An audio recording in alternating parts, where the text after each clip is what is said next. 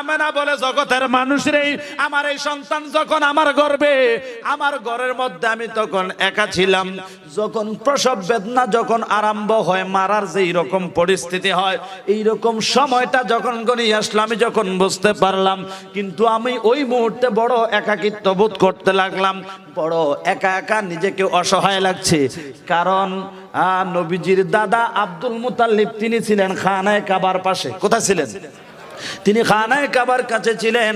ঘরের মধ্যে কেউ নেই, আমি বড় একা, ঘরের মধ্যে বড় একা একা লাগতেছিল।